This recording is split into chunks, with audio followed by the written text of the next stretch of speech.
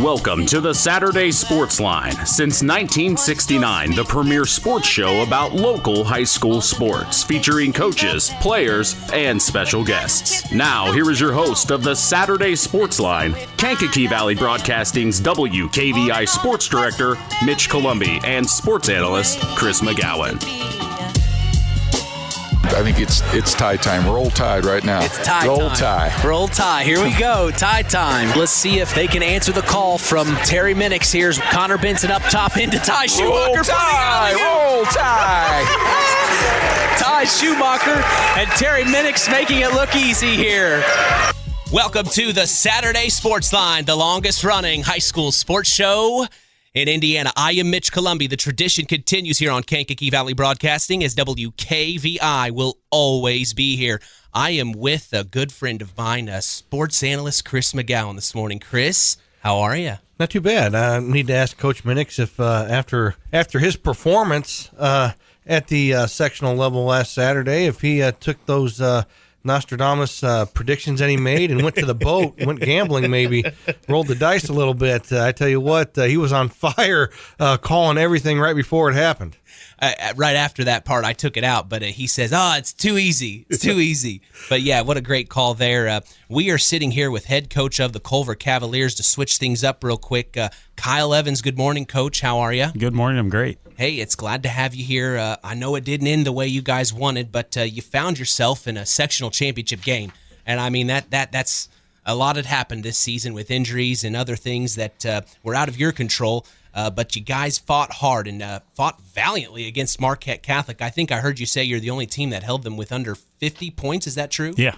So the final score was 49-41 in that sectional championship game. But to get there, you beat Trinity Green Lawn 42-27. Then Oregon Davis 40-24. So some big wins to get yourself in position. Talk about what you were happy about in that sectional, but also what you've learned for the future. I think you look at our scores. I mean, defensively we're solid, which we've been really good in the postseason the last 3 years defensively. The first two games, those were I thought Trinity and Oregon Davis both played really well, and they didn't make it easy for us, and they had good game plans going into the game, and both teams I thought played really well defensively themselves. But I was, what I was hoping for is with a group of 5 seniors that they would have a little bit of sense of urgency and really want to get to that Saturday night game. And I think that's what you saw from them. They'll be the first ones to tell you, we were not very good on the offensive end in either of those first 2 games. In that morning semifinal game, we shot 23% from the floor, which thank goodness our defense was solid. And we rebounded the ball a little bit better than the first couple times we played Oregon Davis. Because if that wasn't where it needed to be and they didn't play with that sort of effort and tenacity on the defensive end, we could have been really upset after that Saturday morning game. So I was really happy with our defensive output all postseason. And then we also had some guys have to come in and step up and play big minutes just because we had some crazy illnesses. I mean, we had kids throwing up on the sidelines in the middle of the game. Which we literally had to have a trash can next to our bench, and we're always in foul trouble, so we're used to having to roll some different guys anyways. But I don't think I've ever had that. We had we had a guy throwing up right before tip, and then we literally had to in the middle of the sectional championship game, Shane Schumann looked at me and he couldn't talk because his mouth was full, and he just motioned at me I'm like, oh, let's go. My God. And he this might be my favorite story of the sectional, actually. He goes off the floor, goes behind the bleachers, throws up in the trash can, and then walks back around and she's like, ready to go. And he goes right back in, instantly. I was like, I love him. That's it sounds like he's done that before. Yeah, it's just awesome. But ready to go. I had a coach one time, it was in summer while he was getting us in shape while we were running. He said, that's all right. Just go ahead, blow your cookies, and get back on the trail and run. Yeah, we say expel the demons is what we do. Expel the demons. Wow. I like it. Yep.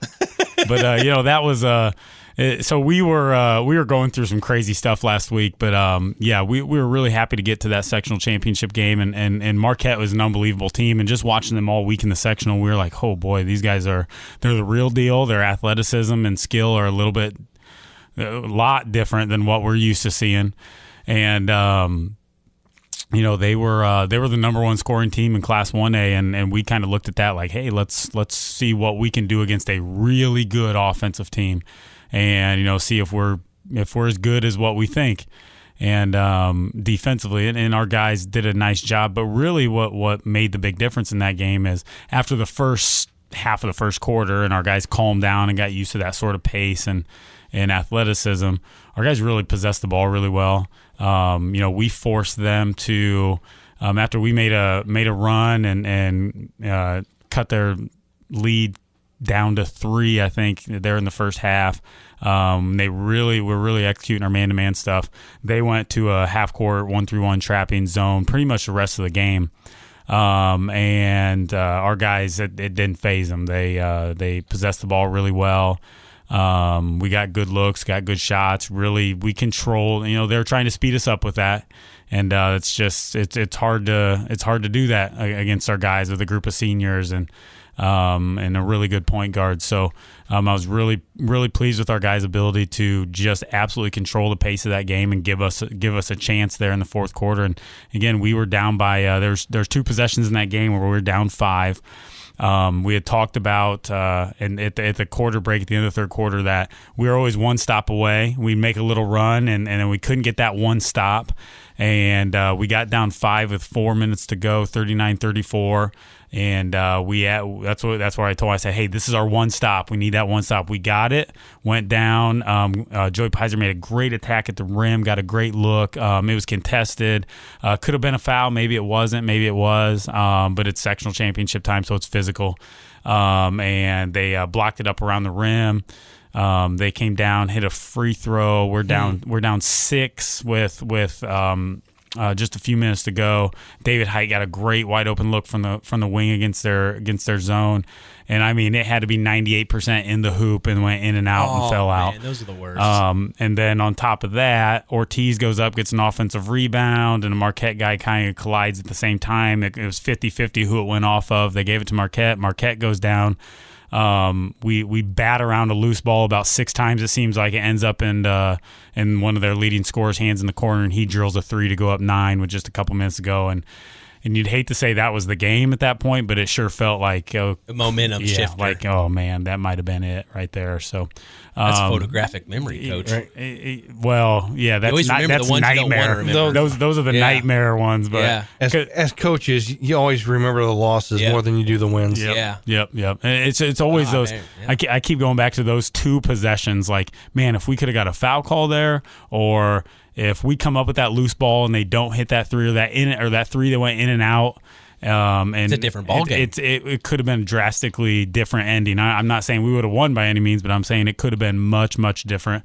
But I was so happy and pleased with our guys to give us a chance there in the fourth quarter. If you would have told me that we were down 5 with 4 minutes to go in the sectional championship game against Marquette, I would say I would take that every year, and I'd probably call you a fool for saying it, but it was. I was so pleased with our guys. Yeah, you finished the season at 12-13. I'm looking through the scores here, and there's a couple 2-point losses, couple 3-point losses, 4-point loss. So that right there's 5 games. I'm looking at just real quick, just looking it over. You're a couple possessions away of having a 17-8 season. Yeah. So. You're right there. You're knocking on the door, and tough loss last week, but right now we'd like to give you the opportunity to talk about the seniors that are done at Culver, for lack of a better term there. So we had 5 seniors this year that finished for us, and those 5 were Ethan Keller, Joey Pizer, Emiliano Ortiz, Shane Schumann, and Oliver Morgan. And I'm going to miss these guys. They have done so much for our program over the last 3 years. I've come really close with these guys because they're the group that they were at everything. So we traveled everywhere together. We were together all fall, all spring, all summer. went everywhere with this group specifically, and we were really close this summer because we went pretty much everywhere with just those 5 guys and maybe like one sophomore. We'd bring a couple freshmen with us that were around, and so I mean I told these guys, I said, I probably spent more time with you guys than my own family, and that's the honest to goodness truth. And I told them, I said, you guys are pretty much like my kids, and you guys are my family, and we've spent that much time together. And all 5 of those guys, I could speak an hour if I broke these guys down individually, but I'm gonna miss all 5 of these guys and what they bring, and it's gonna be virtually impossible to replace next year. And it's again, I could go down individually, but I'm not going to, because it would honestly just take me too long. But with Ethan and Mono and Shane and Joey and Ollie, I'm going to miss these 5 guys, and they really established a culture of grit, commitment, work ethic. And the most important to me is competing. That's the first thing I noticed right away when I went to Culver is, holy cow, these young guys compete. They're not where we want them skill-wise yet, but they compete, and we can do some things with that. And, I'm hoping some of the younger guys that were around that this year goes, okay, that's how you compete on a daily basis. And then, I hope for the young guys that they have some guys coming up from the middle school that are going to challenge them, and that we can kind of keep that rolling. But again, that was established by our seniors. And I'm going to miss these guys. Talk about the coaching staff a little bit.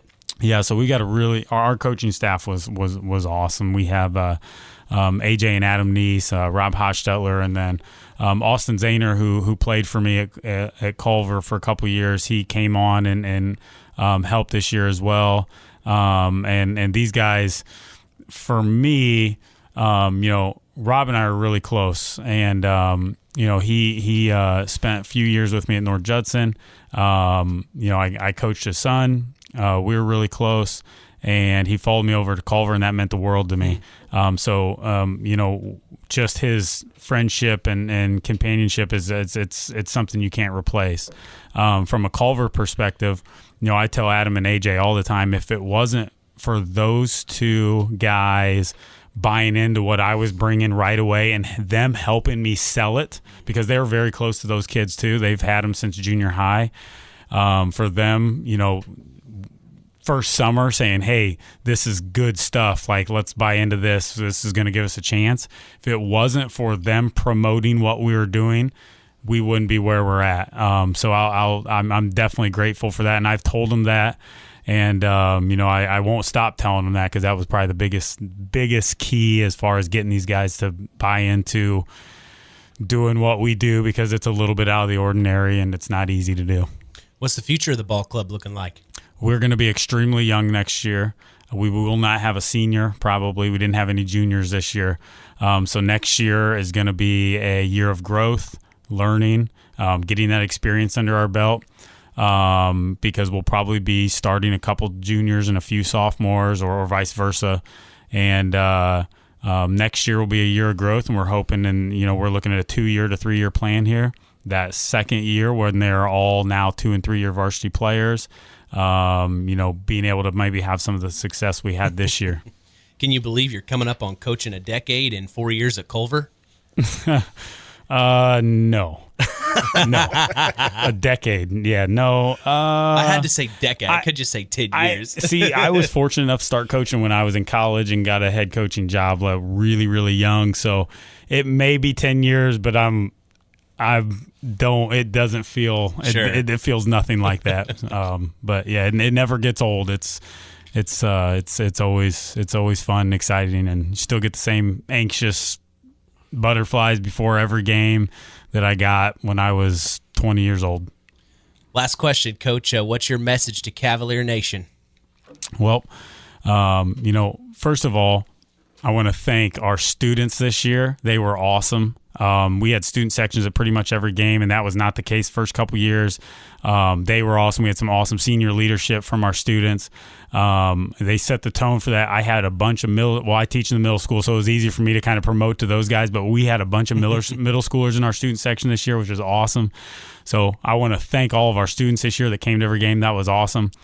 We had a great community following in that sectional championship game, and I thank those guys for that. And I just asked them to keep supporting the young Cavaliers next year, because we're going to be as young as it gets, and it's going to be an exciting little 2 to 3 year run with this young group we're about to have come up. So keep supporting us, keep showing up, and thank everybody. Well, Coach, I appreciate you coming in to talk to us all the times that you did, and I hate goodbyes. I always say it, but I look forward to the future and working with you, and look forward to the future of Culver Cavalier basketball. Absolutely. It was my pleasure meeting you this year. Thank you, guys. I appreciate it. That's head coach Kyle Evans of the Culver Cavaliers. Finished off their season at 12-13. We appreciate them as head coach Kyle Evans coming up on 10 years coaching. That'll be next season. So big year for him, big year for Culver moving forward. We're going to take a break and come back. Head coach of the Knox Redskins, Joe Eskridge, is in the lobby. He's next. You're listening to the longest-running high school sports show in Indiana. Now dump off inside to number 20. Blocked by Quinn Bales. And here comes Quinn across the timeline. Quinn dumps it over. This is Kelson Jordan. He's driving baseline. Cross-court. Ty Schumacher, 3 on the way. Yes. Splash. Big-time 3 for Ty Schumacher. 5-0. The Blue Jays lead early here.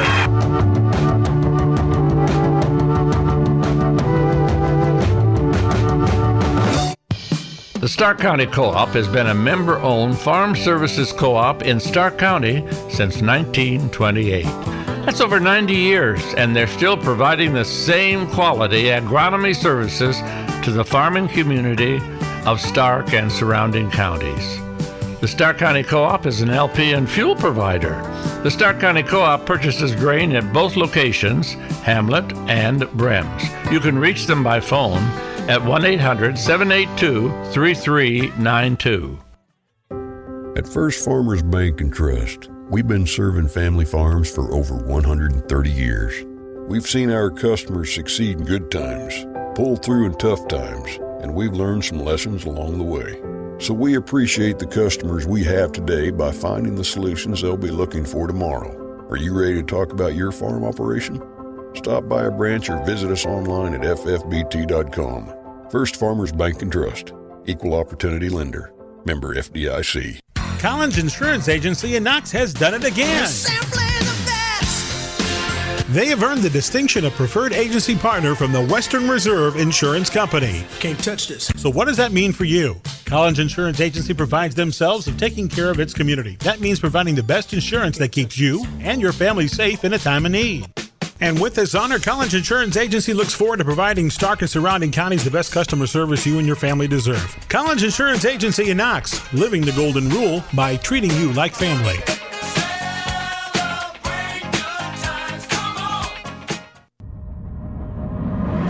Let's continue the conversation with area high school coaches and more on the Saturday Sports Line. Bales over to Schumacher.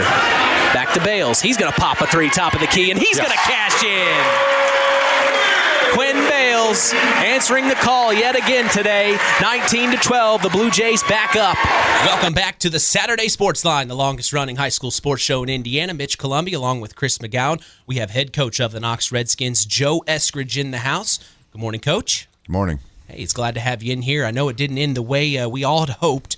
A tough loss to Culver Academy, 48-41. But overall, you guys had a great year. We saw amazing basketball out of your boys throughout the season. Of course, we were there for some of the best highlights, Hall of Fame and senior night, and some other nights when you guys beat North Judson there early on in the year. We were glad to see some big wins. It just didn't end the way you wanted it to, but I appreciate you coming in here today and talk about your season. Just overall, give us the rundown, what you were happy with that you were able to accomplish, and also maybe some things you want to tighten up. Yeah, I mean, it's, I'm happy that we had a winning record. And like you said, we had some nice wins. We dropped some disappointing losses too, so in there. But, I mean, And the thing was, I think with this team, especially myself coming in, my first year here with seniors and stuff, it was like this race against the clock, crash course of getting this stuff in, and the most disappointing part of it all is we were starting to really put it together right at the end, and couldn't pull it out in that tough game against Culver Military. So let me ask you this: coming in your first year, the kids knew you because you had helped with the girls program, so the boys knew who you were. They may not have known your coaching style, but let me ask you this: coming in, knowing that you had such a senior-laden team, did that change how you approached the season? Because you kind of alluded to it there a little bit. Would you have done things differently if you'd come in with a younger squad? Let me put it to you that way. I don't think so. I mean, the stuff's the stuff. I mean, right. It was just. Yeah, I mean it's tough. I mean, you think tough. I mean if you have younger players and stuff, I mean it's the same. I mean, when you're coming in when everything's new, they could be a freshman, they could be a senior. It's and what's tougher with seniors is they've been accustomed to doing things a different way, right. And then so I mean from that standpoint, maybe it could have been a little bit different, because now. It's just we're all new, and when we're coming in this thing together with these guys, they had especially defensively ways of doing things that we were kind of flipping upside down and changing a little bit, and the way we do things offensively is kind of it's a little bit unorthodox with the way we do things. So there's a lot of adjustments, and there's a lot of breaking down and things like that. And and where they were really starting to understand it coming down the stretch. And we just have a super tough sectional where it wasn't right. Yeah, like we just didn't get there enough to get over the hump, I thought. Yeah, I just think a fellow coach, when you got the younger kids, you can mold them. They're easier to get to do what it is that you want them to do. The older kids, sometimes they come in, with like I said, hey, we've done this way for 5 years now, 4 years now, right? So coach, why are we doing this? Completely opposite of what I'm used to doing. Yeah. So I think sometimes it's easier having the younger team because you can mold them the way you want to, but again, it comes down to that individual kid and them wanting to, what's best for us to be successful. And I think you had a lot of those kids in the Knox program. Yeah, and don't get me wrong. I mean, there wasn't any of this like bullheaded or resistance or anything. It's just different. Yeah. And I thought these kids, from the beginning coming into last spring, and we got right in there and working on stuff, knowing the situation. So we got to do all these things, and they jumped right in and they bought in. It's just a lot. And I thought they did a heck of a job. And like I said, like always, unless you're cutting down the nets in Indianapolis, you just run out of time. And I thought, and we had a talented squad and a great group of guys, and I'm proud of them. And in the end, though, that's where I say, I wish I could have done more to get you guys through it, so we could kind of make it official. When you do those things, because they worked and they did the things the right way. And again, just come back, just a little bit short on, the whole season, the time, I think, I was just, gosh, if we could get through that game in the morning, you don't know what happens in that evening game. And maybe we're sitting here talking about playing today instead of, it's over. Well, I'll ask the question that Chris asked Coach Evans of Culver. Talk about your seniors for a few moments. Yeah, I mean, they're a great group of guys. Shane, first of all, we can talk about him, a guy who didn't get to play a whole lot, but I mean, and he has some you know, he has arthritis and stuff that he deals with as far as setbacks and stuff, but you wouldn't know it. I mean, he come in and he worked and was never asked to do anything different, and he wouldn't have it any other way, and he come in and was really an inspiration to me. And, you know, and I think it was a great example to all of our guys of, you know, being a real teammate and doing those things unselfishly. It was nice to see. And, you know, I guess we go down the line of Alex Wackel. Again, another really, really team first guy, come in and did anything that we'd ask of him. Was a solid player as far as, you know, he's in that starting lineup. These guys could depend on him. We knew what we're going to get. He's going to battle, rebound, share the ball, knock down some shots when we need him to, and was really great for us.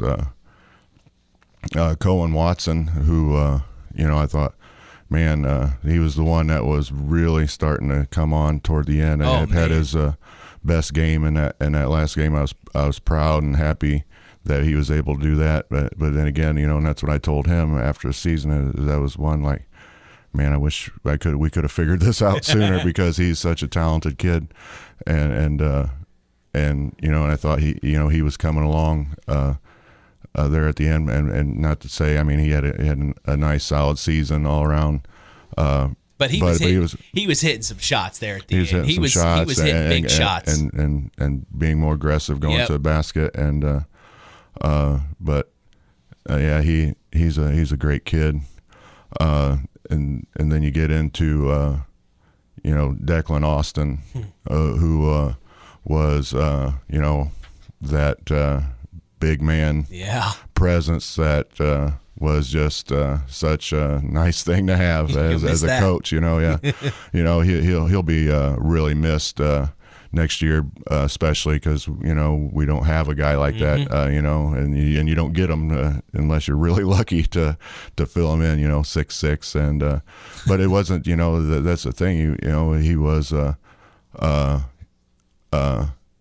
You know, some of these guys, I think, you know, they're tall and, you know, they just stand there and they can kind of get the rebounds when you can grab them over top of somebody and, you know, against a smaller opponent.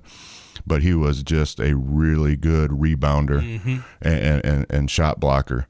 And, you know, it wasn't just because he's tall. He worked hard. He put himself in the right positions and did all those things. And, you know, those are things that are going to be tough to replace. You know, that's what I've already been talking to these guys about.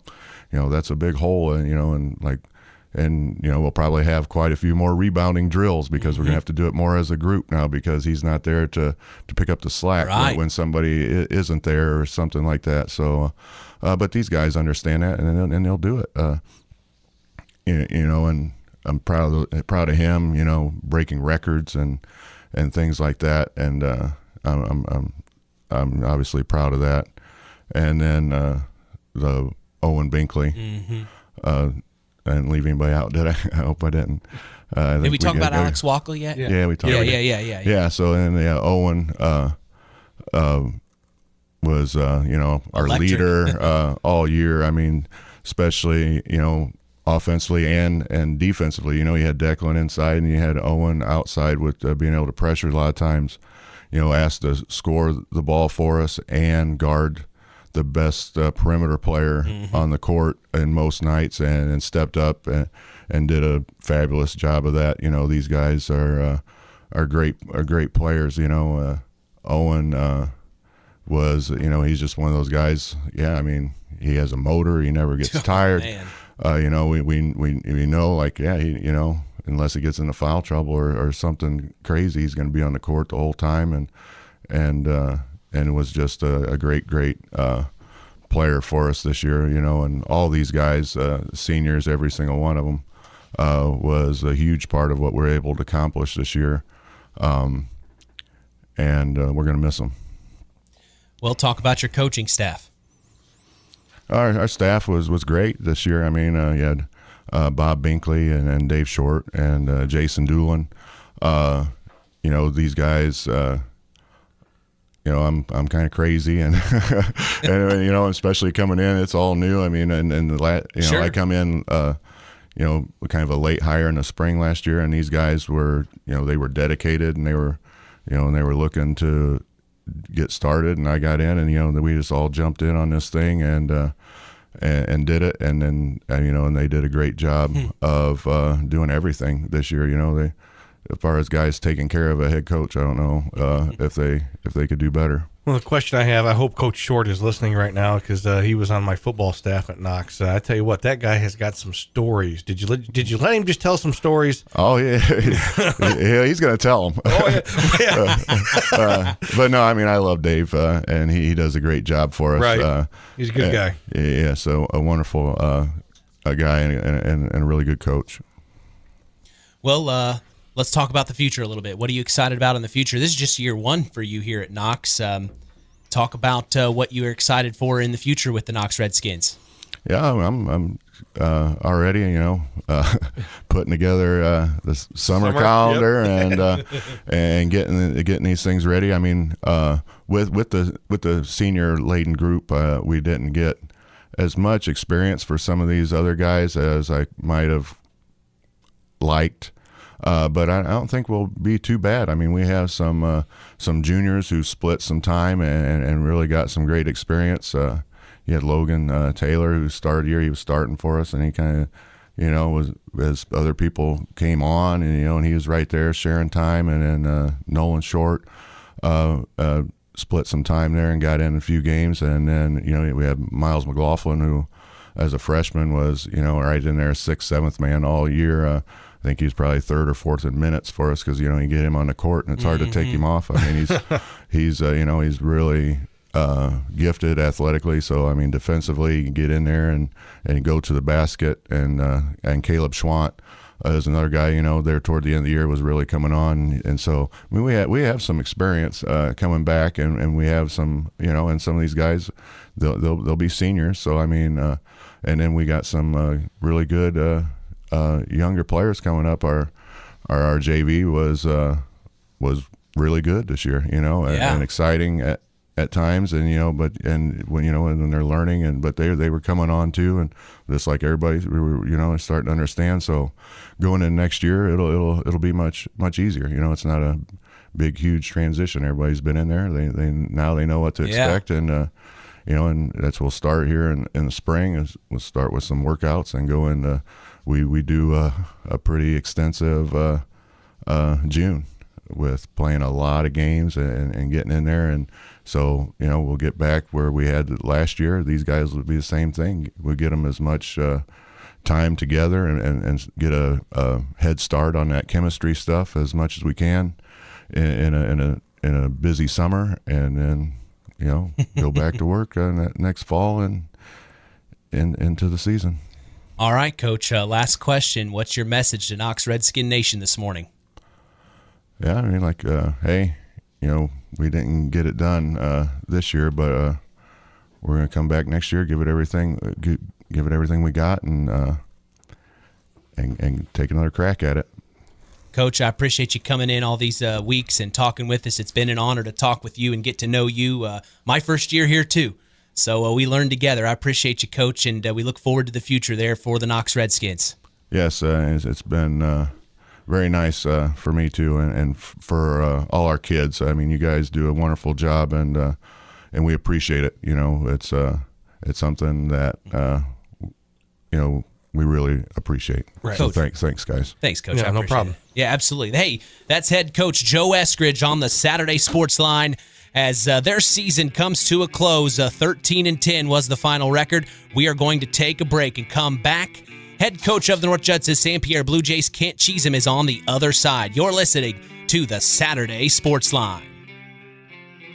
Boy, that was the sweet spot for me, Coach. I love that spot. Love that spot, right in the corner. Why were they showing the bench? Oh, gosh, Coach.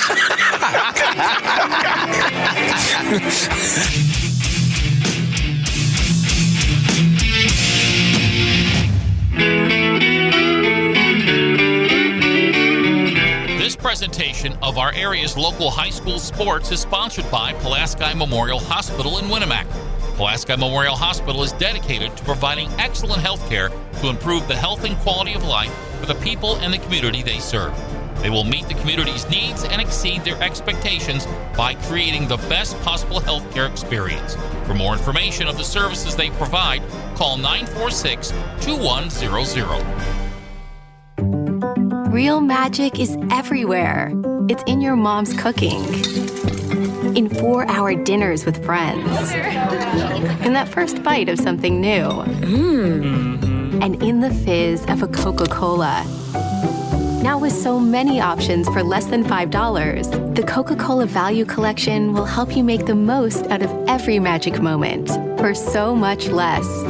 Taste the magic for less with Coca-Cola.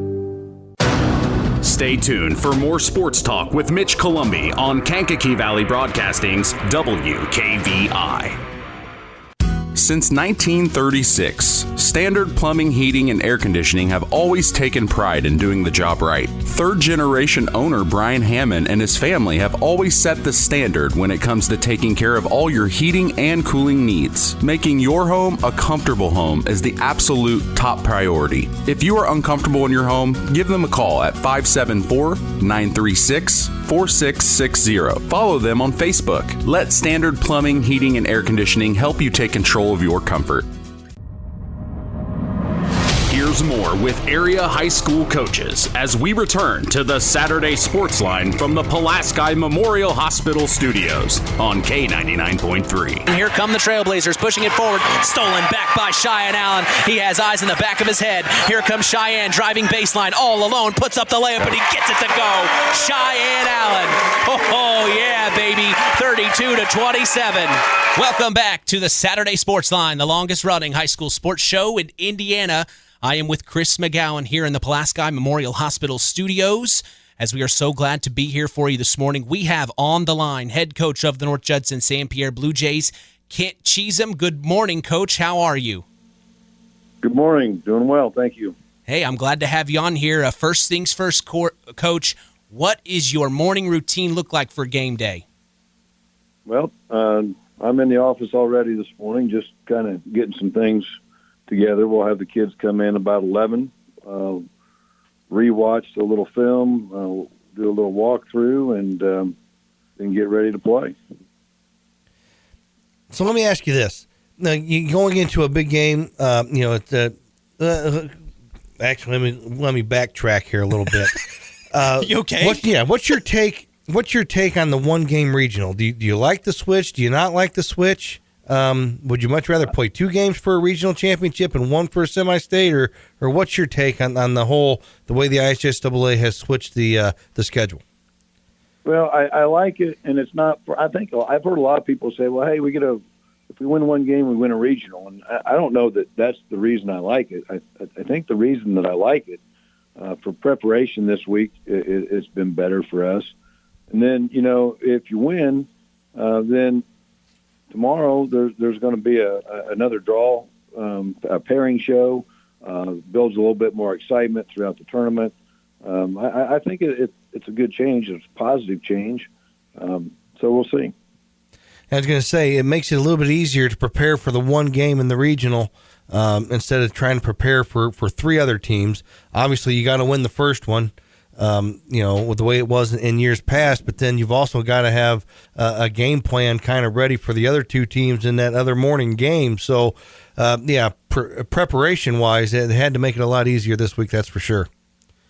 Yeah, and, it's kind of funny. We played our sectional championship on Saturday, and Lewis Cass played theirs on Monday, which kind of sounds like an advantage, but we spent all Sunday preparing for 2 teams because we wanted to hit the ground running when we got back to school this week. So it was a little bit less preparation, but not maybe as much as you would think. Right. I was going to ask you, the one advantage you had was actually seeing both teams live, but I was going to ask you on Sunday, did you have your coaching staff split up?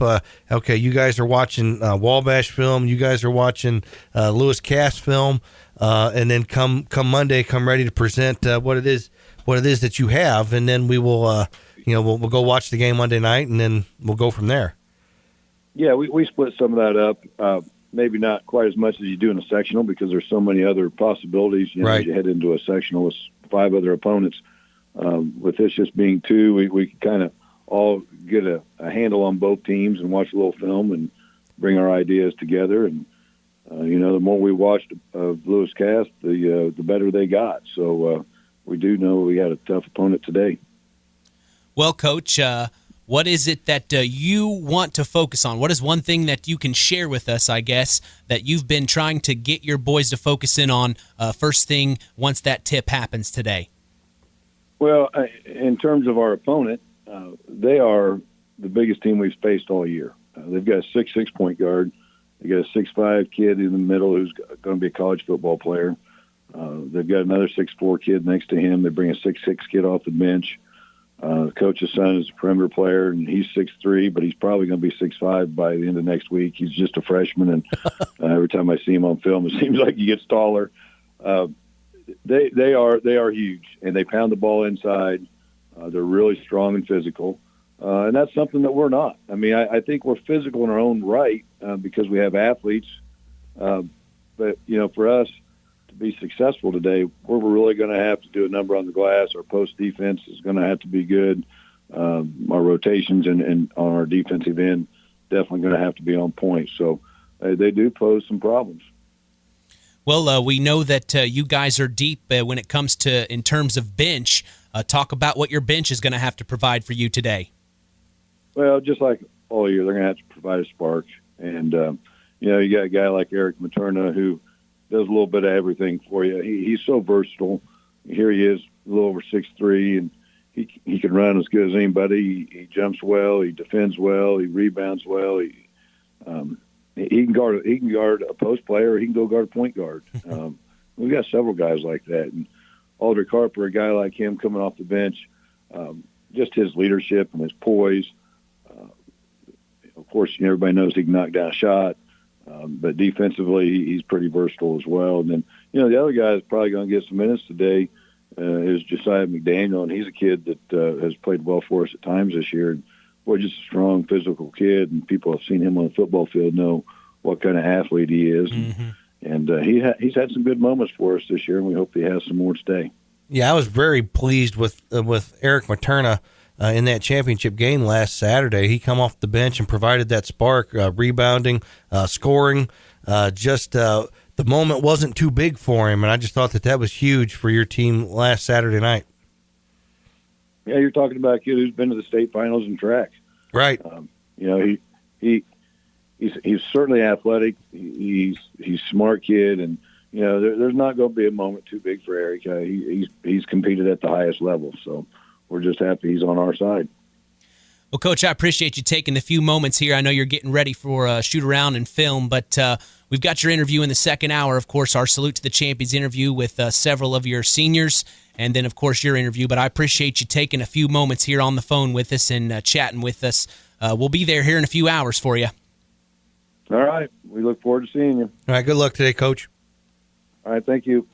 All right. That's head coach Kent Chezem of the North Judson-San Pierre Blue Jays, as we will be going live at 12:30 p.m. Central. Myself, along with Terry Minix and our very own Chris McGowan.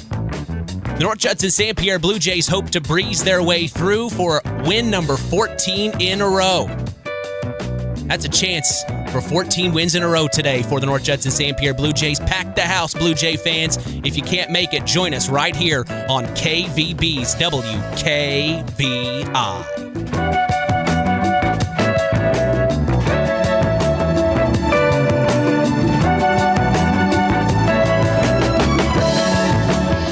The Stark County Co-op has been a member-owned farm services co-op in Stark County since 1928.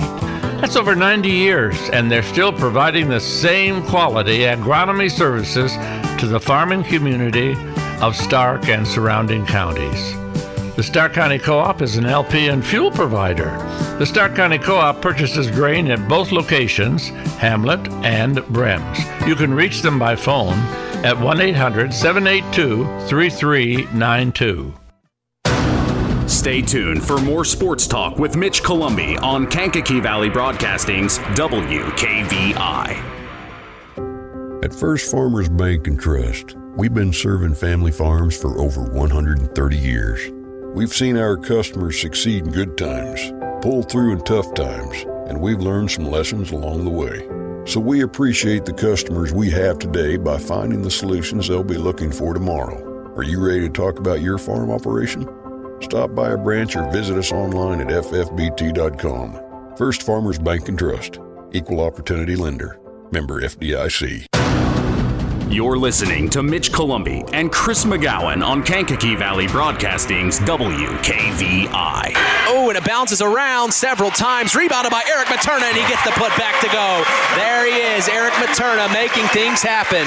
And we're back here on the Saturday Sports Line. Mitch Columbi along with Chris McGowan as we are getting ready for our big regional matchup between the North Judson-San Pierre Blue Jays and the Lewis Cass Kings. But on the line, we have Winamac Warriors head basketball coach of the boys program, of course, Cam Bennington. Coach, good morning. How are you today? Good morning. I'm good. How are you? Hey, not too bad. It just didn't end the way you guys had wanted, I know, but you did get a big win against North Miami in the opening round of sectional, 66-48, but then a tough loss to Wabash, 48-15. Talk about getting that first sectional win a little bit.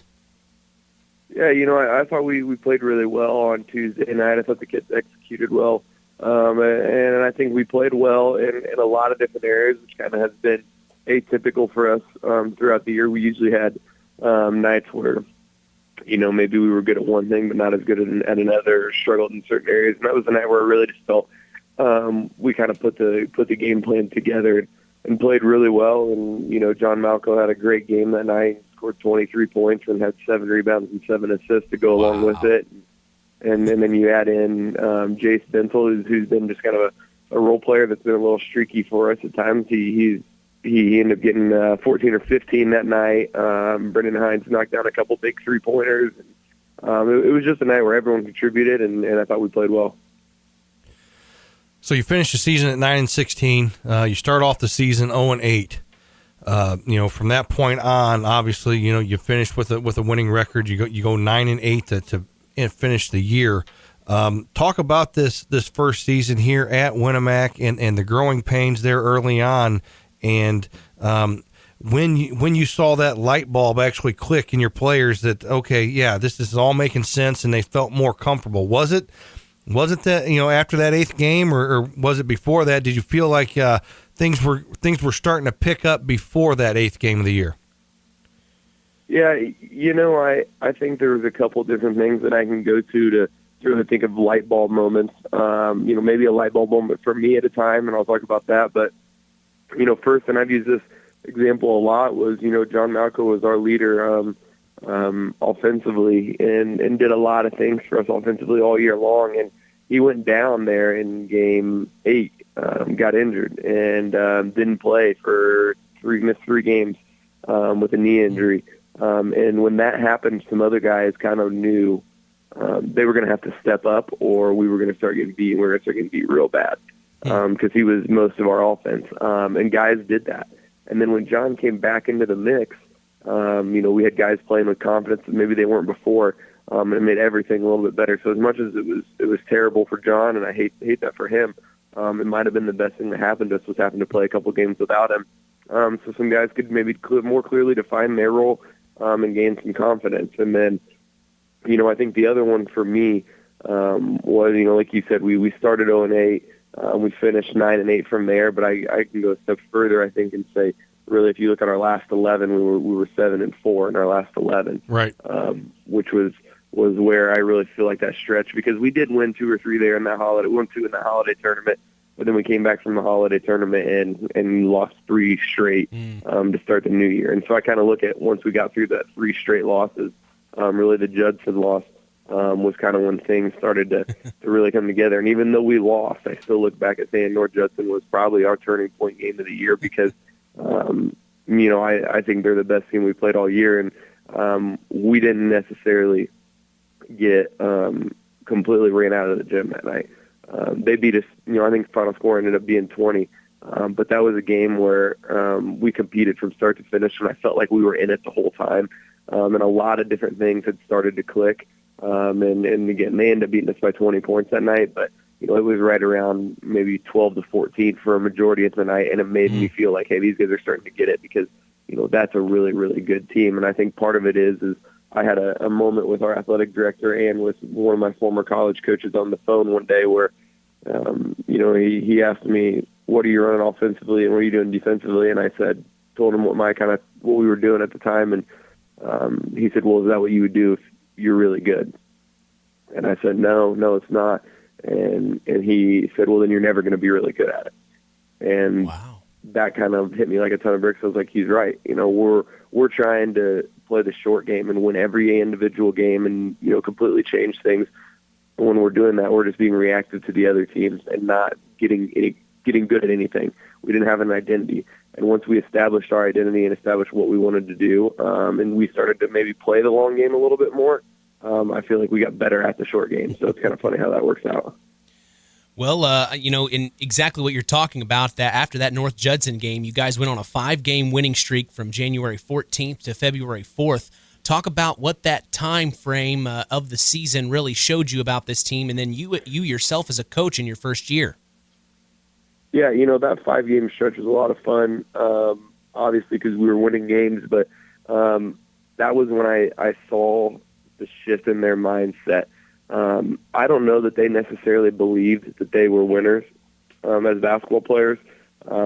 I think they knew that they just worked really hard and they were satisfied with whatever result their best effort gave them, which was fine. It's fine for a lot of people, but we tried to instill in them that that's not how this works, and your best effort isn't always going to get you wins, but we got to find a way to get a win, and we got to find a way to turn that best effort of a loss into a best effort of a win. And during that stretch, they started to play with a lot of confidence, and they started to play together, and they started to figure things out from a standpoint of not just playing, the old adage of play for the name on the front of the jersey, not the back. I'm not saying that they were being selfish before, but we went through a 5-game stretch there where we were averaging like 18.5 assists per game, which was just an incredible number for me as a coach to look at and say, and to see them creating for each other rather than, just trying to go score, trying to make something happen for themselves to go get a bucket. They started to create for one another, and we started to score a lot of points there, and that was a lot of fun. All right, so let me ask you this: as a coach myself, your first year as a varsity head coach, what has been the biggest adjustment that you had to make individually with this job? Because I say that I asked that because I think a lot of people think we just show up and we just coach and there's nothing else right. that goes on with it. I think if people were to actually know what it is that we actually do, besides just being the one standing up and hollering directions on a Friday night or a Saturday night or a Tuesday night, Thursday night, whatever, I don't think the people truly understand what goes on behind the scenes, so to speak. So, being your first time as a head coach, what was the biggest adjustment you had to make? It's all, like you said, all that stuff that goes into it that doesn't involve the actual game, really, for me. And in the game, it was much more different from a standpoint of having to pay attention to everything that's going on. Before, when I was at McCutcheon with Coach Shear, a lot of times there would be a team that I'd have the scouting report on, and I couldn't tell you what we were running on offense that night or what we were doing because I was just so locked in on what they're doing and watching what their coach is calling out and who's in the game and what sets that they run when these players are in the game. And, I was always so focused on how are we going to stop them that I didn't know what we were running offensively. I mean, I did, but, I wasn't paying attention. I didn't know what we were calling. I was so focused on just helping us get stops. And when you're the head coach, you can't only zone in on one end of the floor. You got to be locked into the whole picture and see it. So remembering to do that maybe at times, I think was a big adjustment. But then, the stuff outside of the game, we show up and we have practice and stuff, but trying to build a program and do it the right way and get involved with the youth. And, we had youth practices on Tuesdays and Thursdays that, I tried to stay after our practice to go help with that sometimes and go be involved with the middle school practices. And when the middle school teams are playing at home, going to those games and doing all those things that when you're kind of just an assistant coach, you don't feel it as necessary to do. You maybe don't do as much, and so I think the time commitment of all the stuff that doesn't go into just coaching your team is probably the biggest adjustment for me. Talk about your seniors, Coach. Yeah, our seniors were a lot of fun to be around this year, and it really stinks that I only get 1 year with them. The word that comes to mind for me for this group is selfless. I really think they're a selfless group and a selfless bunch because we've talked about that 7-4 stretch to finish the year. We had 5 seniors. None of them had any varsity experience coming into this year, really. And by the end of the year, in that stretch, we won a lot of games. They weren't playing very much. Michael Lammer and Sawyer DePoy started basically every game and played a lot as seniors, but the other 3, Evan Eaton, Chase Keller, and Gavin Taylor, were really just on the bench most of those wins and most of those games. And that's got to be hard for a senior. I mean, it is, and that's not, life's not always fair, but that's what happened, and we were winning games, and the best part about it is I didn't hear a word from them, from their parents, from anyone. All they did was keep coming to practice, keep working hard, keep pushing each other to get better, and we started to win games, and they were the most supportive of their teammates and biggest cheerleaders on the bench and in practice for them, and they did get their moments from here and there. There was a couple games where, we had a tournament game over Christmas break where Gavin Taylor had been having a great couple of days of practice, so he started and actually ended up being one of our best players on the floor that night. And then by the end of the year, he wasn't playing near as much. And Chase Keller, we got into foul trouble early in the sectional game, and he played basically the whole first half. And Evan Eaton was kind of in and out of the lineups all year. But those guys never once complained or moaned about not getting to play. They just showed up every day and really focused on trying to help us get wins. And that was great to see. And then you look at Michael and Sawyer, who did play a lot. They played a lot, but out of the 6 guys that played, the 2 of them took the least amount of shots, and they never complained about it. They never tried to get more. They just did what we asked them to do, and really focused on just trying to get wins. And I'm very appreciative of that from them, but also their parents and their families of helping us, kind of instill the mindset that all that matters is whether or not Winamac loses, or wins or loses. Well, final question, Coach. What is your message after year 1 and looking to the future to Winamac Warrior Nation? Let's get back to work. That's my message. I've never been more excited. I thought I was excited for year 1 when I got the job in the summer and coming and stuff. I'm more excited right now than I was last year right after I got the job.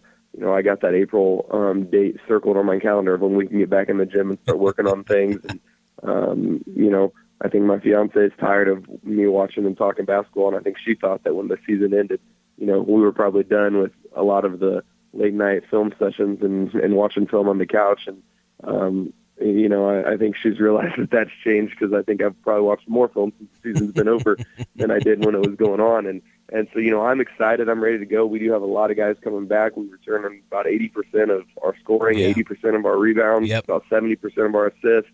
I'm really, really excited. Sorry and sad to see the seniors go, but they've helped us build a good foundation, and I'm just ready to start building on top of it now. Well, Coach, I appreciate your time this season. It was my first year here, too, so we were working at it together. I appreciate your time as always, and look forward to continuing talking with you in the future. Absolutely. Thanks. Hey, I appreciate it. That's head coach Cam Bennington here on the Saturday Sports Line for the Winamac Warriors boys basketball team.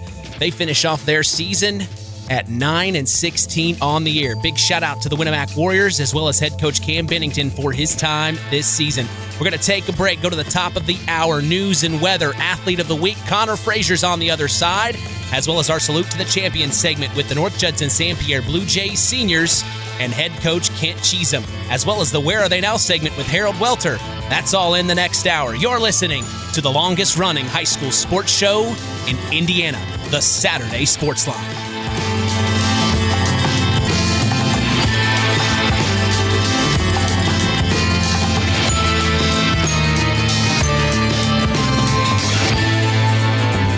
From the Pulaski Memorial Hospital Studios, quality care closer to home. You're listening to WKVI FM 99.3. Knox, North Judson, Winamac, playing the best of Vinyl Gold, a service of Kankakee Valley Broadcasting. Fox News, I'm Sue Guzman. The House voting unanimously to declassify intelligence information about the origins of COVID-19. Democratic Connecticut Congressman Jim Himes says it's not a partisan issue. At the end of the day, the American people will get the system of government that they deserve. And if we don't get back to being humble about what we know, to being critical thinkers, our democracy will be at risk. Both chambers have the 2/3 votes necessary to override if vetoed by the president. GOP Congress members releasing their 2024 fiscal budget proposal Friday. President Biden says it'll harm seniors and working families. The plan is a stark contrast to the MAGA Republican plan in Congress, where they're doubling down on the same failed policies of the past. Republicans say the president's budget plan spends too much and will worsen inflation. America's listening to Fox News.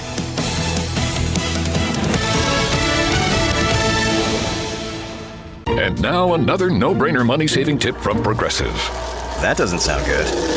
Paper shredder's jammed, but I think I fixed it. Oh, well, try shredding these $50 bills then. Seems like it's working. Better try another $400. Stop. Instead of using money, use regular paper. And here's a better tip from Progressive on how not to waste money. Don't pay too much for car insurance. Drivers who switch and save could save hundreds. Progressive Casualty Insurance Company and Affiliates. Potential savings will vary. From the K99.3 Weather Center, here's your forecast. It'll be cloudy today and a high near 40. Wind chill about 21. Gusting winds right around 15 miles an hour. Tonight, cloudy, wintry mix likely. Low of 30. Wind chill about 20. Winds about 21 miles an hour. There's a 70% chance of any precipitation. If there is anything, it'll be half an inch possible. Sunday, cloudy, slight chance of a wintry mix. High of 40. Sunday night, cloudy, low of 28, and Monday, cloudy snow showers and a high of 35. For your extended forecast 24/7, visit our website, WKVI.com. From the WKVI Weather Studio, it's 34.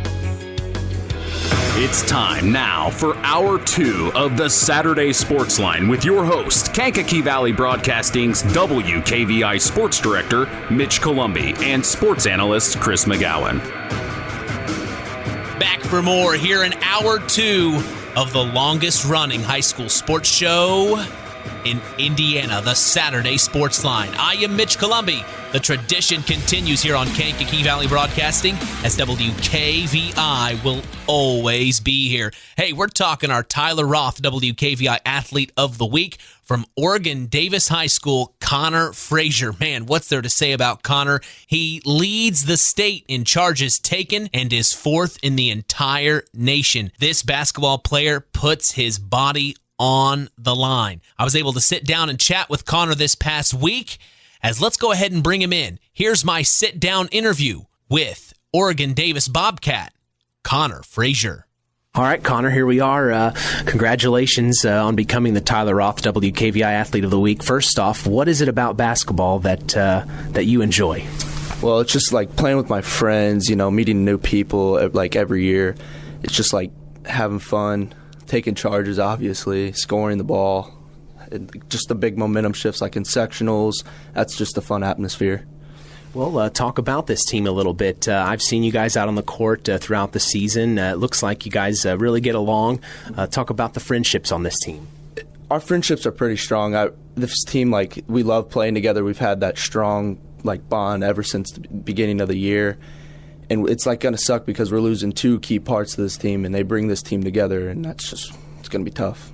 Well, you talk about losing some pieces, but what about the future? What are you excited about moving forward as a Bobcat? Yeah, we're looking bright. We got our core is really good, going to be really good next year. We got 2 really big, strong big men. Our guards court's going to be really good. Our defense, our scoring is going to be pretty solid next year, so I'm looking forward to it.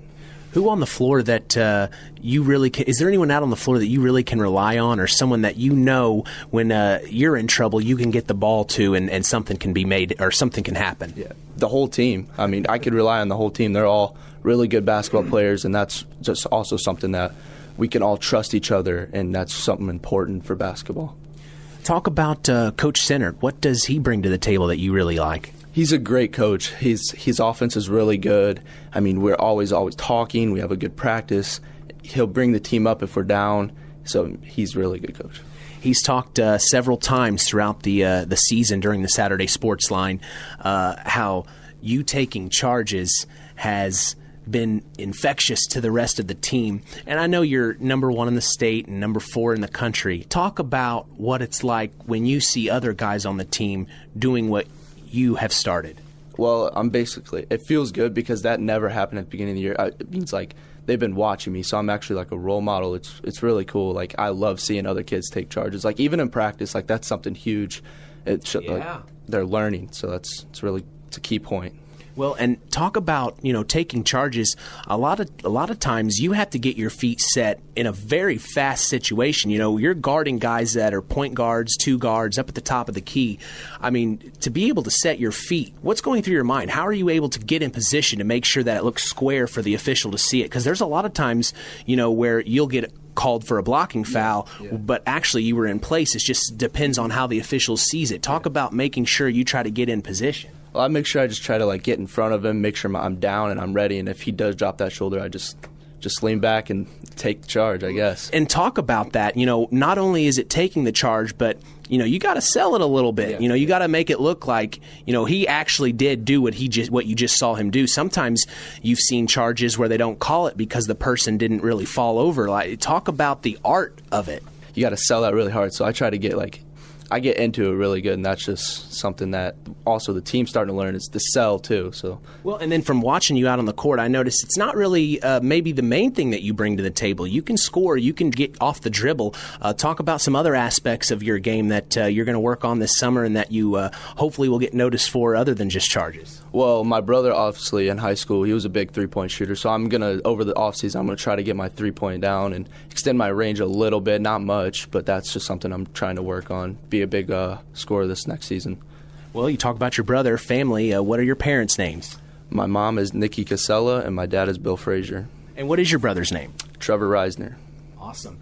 And talk about the support that your family brings in terms of being there for you on game day. They're huge. I mean, every day I get compliments. Good charge, good game. Just honestly, it's amazing what they do. I mean, they support me all through the year, even out of basketball. During baseball season, they support me. It's just really huge.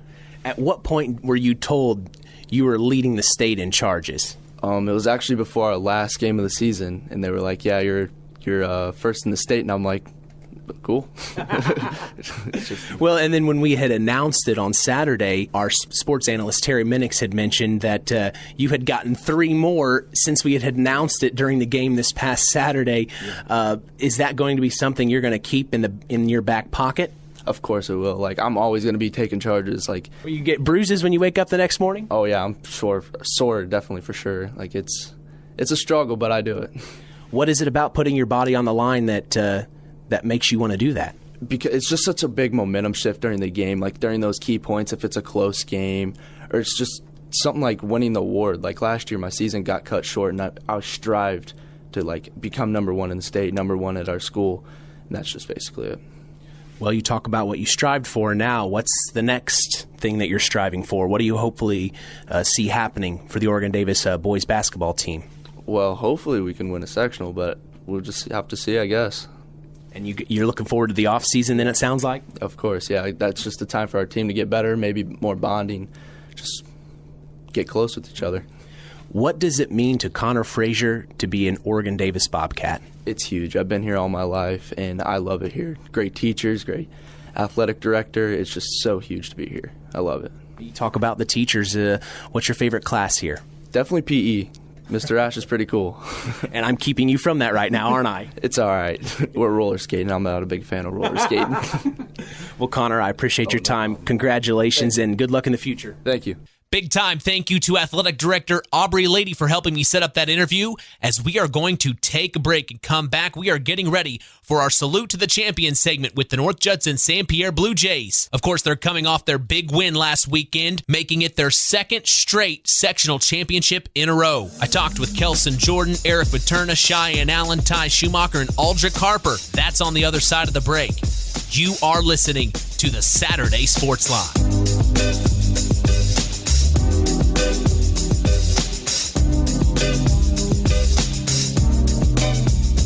Baby, you send me out. Baby, you send me out. presentation of our area's local high school sports is sponsored by Pulaski Memorial Hospital in Winamac. Pulaski Memorial Hospital is dedicated to providing excellent health care to improve the health and quality of life for the people and the community they serve. They will meet the community's needs and exceed their expectations by creating the best possible health care experience. For more information of the services they provide, call 946-2100. You're listening to Mitch Columbi and Chris McGowan on Kankakee Valley Broadcasting's WKVI. Who kicks it back to Kelson Jordan for another three. Ho-ho! 16-4, and Kelson Jordan's on fire. And we're back here on the Saturday Sports Line. So glad you've joined us as we are transitioning to our Salute to the Champion segment with the North Judson-San Pierre Blue Jays boys basketball team. This was their second sectional championship in a row, and I had the chance to sit down and talk with all 5 seniors on this team: Kelson Jordan, Eric Materna, Cheyenne Allen, Ty Schumacher, and Aldrich Harper, names we all know. Let's get right into it. Here's my sit-down interview with the 2023 Sectional 34 champions, the North Judson-San Pierre Blue Jays. First off, congratulations on becoming back-to-back sectional champions. What stands out in your mind, Kelson, about this sectional championship? This one was expected. Everybody that was at the game on our side were thinking we were going to win it, and we just had to prove them right. And Eric, what was it about this sectional that was special to you? This sectional was special because, like Kelson said, we were expected to win, and we were not ever thinking that we were going to let the fans down. We knew we were going to win that one. Well, Cheyenne, we talked about a sectional championship in football. Here we are in basketball. What does this one mean in basketball for you? I'm kind of with them. I mean, I even talked to my parents after the game, and they're like, this was kind of like a weird win. I was like, yeah, it wasn't like exciting as everybody anticipated it to be, because it was like everybody knew that we were going to win. It was kind of like expected of us. So it sounds like you guys are happy, but you're hungry for more. Oh, yeah. Well, Ty, we just talked a few short weeks ago. This was one of your goals, you said, getting a sectional championship. Well, you made it happen now. So what was special about this sectional championship? Well, like Cheyenne was saying, it was kind of a weird win. It was just really expected from the start. We all knew that we were going to win, and all of our fans knew it too, so we were just kind of getting ready for regionals. So, Aldrich, another sectional championship in the belt. Of course, I haven't talked to you since the fall, but it sounds like you've been busy getting to work, getting things done, and you come in and provide such a spark for these guys. Talk about what was special about this sectional championship win to you. It was special to me because, football is kind of a different group of guys, and I get to come and with some of these other senior guys and get to enjoy it with them, and it's fun getting to celebrate a sectional with them. So it sounds like from talking to everybody, Aldrich, that, it was just business as usual for sectionals, and you guys want to get excited and ready for regionals. So what do you know about Lewis Cass? They're big and strong and physical. We play a couple teams like that through the season, and those games are normally, the most competitive, and they're fun to get out there and kind of, feel out, that they can play with you and kind of push you around as well, and it's fun to get out there. All right, Ty, what's the next step then? Regional championship in your mind? Yeah, like I said before, we were really focused on winning the regional, and this team's going to be really tough, and because they are big and strong, and we just got to play our game. Cheyenne, do you think maybe hosting this event at regional is going to play into your hands, knowing that the place is going to be packed full of Blue Jay fans? I for sure think it's going to play into our hands, especially with our home crowd behind us. We tend to play better at home, I think. I mean, obviously we have a couple losses this year, but 2 of them are away. So, I mean, we tend to play better at home, I think. And with the cheer block we normally have at a home game, it brings more energy to the floor for us, and it excites us more. And then when we got these guys coming off the bench, too, it kind of brings more energy to the game. One thing I noticed about you, Eric, is you feed off the energy. and you provide something out there for the Jays. It just seems like in times of need, and it seems like the crowd just feeds off that as well. Talk about what it's like when you come in for a game like that and maybe just get that one rebound or take a charge or just do just something to kind of get the momentum on your side. What is it that makes you want to come in and do that? Hearing the crowd and the cheer block, all that makes me want to do it. It's kind of like a circle. So if the cheer block gets into it, then I'll get into it, then the crowd get into it, and it's just an ongoing cycle. Kelson, it's just amazing how many times we've seen you shoot the ball just so proficiently behind the arc. And it seems like a lot of the times the guys that are guarding you almost just don't believe that you're going to shoot it on them, and you just drain it in their face. Talk about what that feeling is like, knowing that, okay, you're going to have to respect me tonight. It feels pretty good to make other teams have to guard me. It opens up the floor more, too. Everybody has to actually come out on me, so if they put a big guy on me, I could go past him, and it just opens the floor up a lot more. Yeah, talk about fighting with some of the bigger guys. You saw a 6'8" guy in Wheeler. It seemed like you didn't have much problem with him. When you go up against guys your own size, what's maybe your mental approach? I try to use my speed against bigger guys like that usually weigh more than me or are stronger than me, something in that aspect. But I try to be quicker than them, try to be more efficient. And it looks like you just have always been a shooter. Since you were little, you've just been shooting? No, that kind of really? Like my freshman year, sophomore year, I wasn't a very good shooter when I was younger. Wow. So it looks like the work and time that you've put into your game has proven itself here of late. So good for you. What are your parents' names? Shannon and Chris Jordan.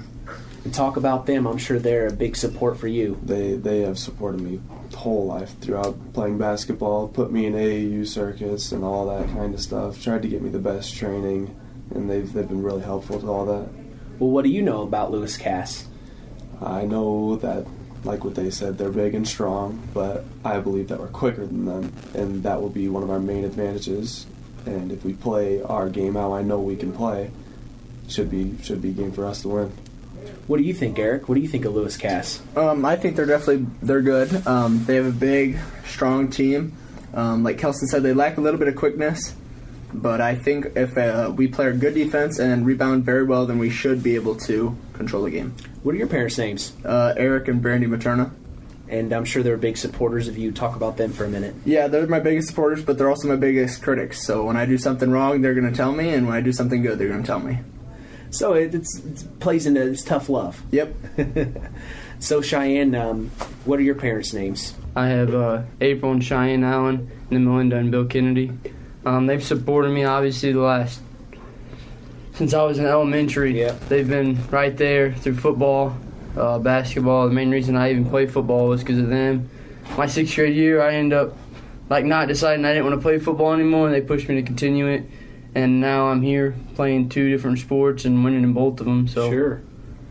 What's the pressure like? Is it similar to football when you get into this postseason? When you're a sectional championship game, is it similar to the sectional championship game? What's on the line in football, or is there a little difference? I guess it's kind of a little bit different for me because in a basketball game, you're obviously dribbling a ball down the court. In a football game, they just hand the ball to me and say run. So it's like I can't just run with the ball down the floor. Right. But even though you want to. Yeah, even though I want to, I can't do that. But the pressure I definitely think is a lot less than it is during football season.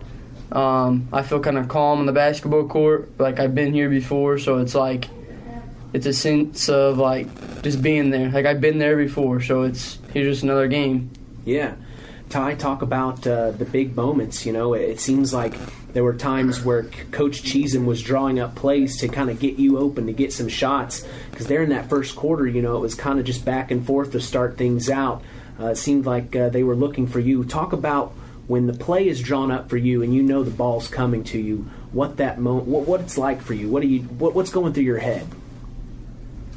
Well, normally just getting the ball, scoring it so our team could be up by a couple more points each time. Yeah. And they rely on you quite a bit, and you had 22 points this past Saturday. You were our Ashley Derrickson 5-star player of the game. I mean, you just were everywhere, it seemed like. Talk about what it's like when you lead a team with all these great players we have here. I mean, you've got even more that aren't here in this interview. Talk about being the main leading scorer in a big game like that, what that meant for you. Well, it does mean a lot, you know, to have the fans out there supporting you the whole way, of your teammates out there supporting you the whole time, and it just really means a lot. Yeah. Aldrich, I'll ask you the same question as I asked Cheyenne. As being, the head quarterback, the starting quarterback, what's the similarities and differences between, sectional championship games in football and then now in basketball? Just football for me, my stomach would just give butterflies. I just don't get that feeling. In basketball, I feel like I'm more relaxed, and you can't be too amped up before a basketball game. You'll shoot the ball over the backboard or something crazy. You can't be doing that. You just keep your cool out there on the court. But you still come in and do such a great job. What are your parents' names? Alvin and Katrina Harper. And I know that they're big supporters. I see them at all the games. Talk about what that means to you. It's just very lucky to have a family like that to support me, and I feel very fortunate. Ty, what are your parents' names? Linda and Tony Schumacher. And talk about their support.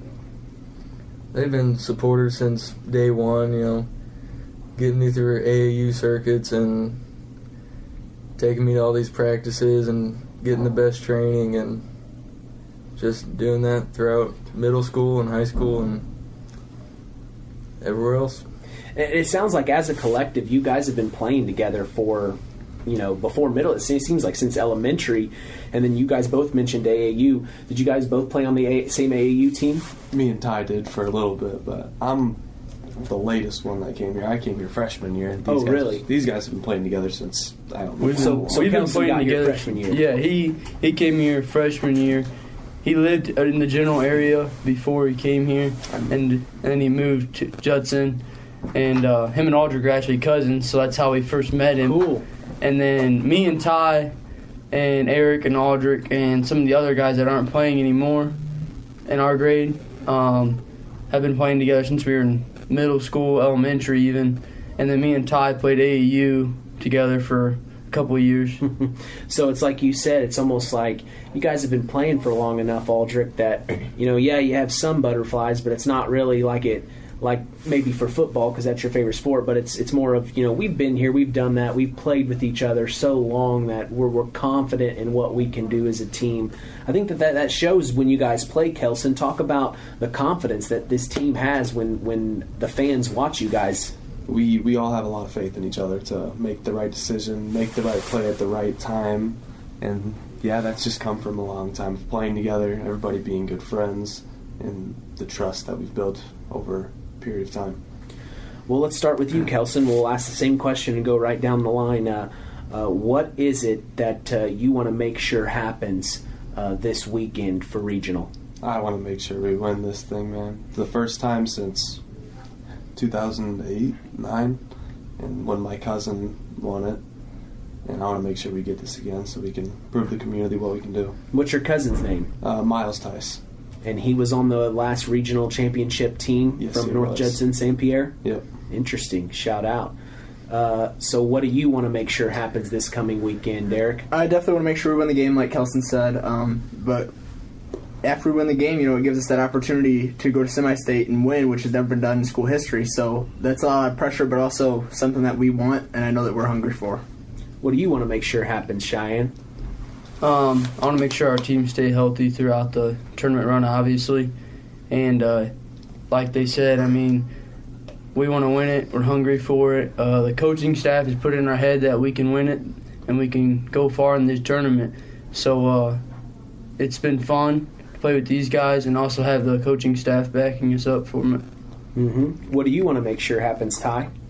I really want to get this win and try to win a semi-state. That's never been done in school history. I just love how calm you are. Yeah, nothing phases you, it looks like, Ty. You're on this path. You already know what's happening, and you're going to take the bull by the horns, it looks like. You know what you're doing. Oh, yeah. Aldrich, what do you want to make sure happens this weekend? I just want to make sure, we take the moment in, with the senior guys and really enjoy being out there together because it is pretty much the guaranteed last game on your home court. Give it our best shot, give it our all, don't leave nothing out, just give it your all. Let's talk about the coaching. Let's start with you, Aldrich. Talk about Coach Chezem and the coaching staff, what they bring to the table that you really like. What I like about our coaching staff is they bring an intensity. They're very direct with the direction, and if you do something wrong, they're going to correct you, and they're going to tell you about it, and you just got to take the coaching. And I've always had coaches like that, and I love that kind of style of coaching. Same for you, Ty. What's Kent Chezem do that you really appreciate? He brings a lot of energy to practices, makes sure that we're sharp every single day, and just overall great coach. Cheyenne, what's Coach Chezem do that you and his coaching staff do that you really appreciate? I feel like we have a really unique coaching staff, especially like you got John Hampton, that obviously is one of my football coaches too. So it's nice to carry that over to basketball season. And then you have Shepard, which we've been with since we were in middle school. He's coached us and everything. So it's nice to have a younger coach on the coaching staff. We got Rowdy McKee. He is coaching like the bigger men and stuff. He's just a good guy, like all around. He works all day long and then comes to practice when he can. So it's kind of nice to just see that he supports us. We got Luke Gross. He's another younger coach, but he's nice to have around because he won the last regional too, so he knows that what to do and how to get there. And then of course you got Coach Chezem, which he's got a lot of wins in his history. He is very confident in our team and our ability to win this game. So I'm thankful to have a coaching staff like that we can be close to. How do you follow that up, Eric? I like the friendships that they've built. When we're in a joking, funny mood, we'll make jokes, we'll laugh, but then when we have to do a drill or something, we're 100%, and he makes sure that no time is ever wasted, no matter if it's in practice, film, game. He makes sure we waste no time. Kelson, talk about these coaches. What is it that you appreciate about them? Well, Coach Chezem brings some kind of passion about basketball that I've just never seen before. There's a thing on Huddle where you can check the amount of hours you've seen and studied for everybody, and it's just like 8 hours on there for Coach Chezem, and he's just constantly trying to improve our team and see what he can do to help us, and it's really great to be supported by a coach like that. I got to ask this question. As the tallest guy on the court, what's it like having the green light from your coach? Because, when just a short 10 years ago when I was playing, it didn't, if you were one of the post players and you were out in the three-point line, you were getting chewed out. Talk about getting that trust from your coaches for them to be like, yeah, he's popping from out there. I think the work that I put in over like off seasons and all that kind of stuff has showed him that I can play outside and I can shoot, I can dribble, pass, that I can do the things a guard can do. Last question for all of you. We'll start with you, Kelson. Message to Blue Jay Nation. Be there to support us on regionals, and we're going to try to get one for the first time in a long time. Eric? Thank you guys for all the support, but we're not done yet. Cheyenne? Thanks for supporting us this season, and come out and be loud and proud. Ty? Play hard, play smart, play together. All right, Aldrich, finish us off. Message to Blue Jay Nation. Just got to sharpen the blade. Guys, appreciate your time. Congratulations on back-to-back sectional championships. Good luck this weekend in regional. Thank you. Thank you. Pretty standard, really. It's all business for the North Judson-San Pierre Blue Jays, as you heard it right there. They have been waiting for this moment since the beginning of this season, probably since last summer. So, if you're in the area, you are definitely going to want to catch this game. If you aren't, join us right here at 12:30 p.m. Central for the pregame. Hey, we've got head coach Kent Chezem on the other side of the break. We're going to talk with him as we continue our Salute to the Champion segment for the North Judson-San Pierre Blue Jays boys basketball team. You're listening to the Saturday Sports Line. Brendan Hines. Hines back over to Will Malco, but there's Ty Schumacher on the steal, and Ty's going to go for the slam dunk. Might as well. 63-42, minute 10 to go, and that gets the Blue Jay faithful on their feet. Fist pump, and they like that one.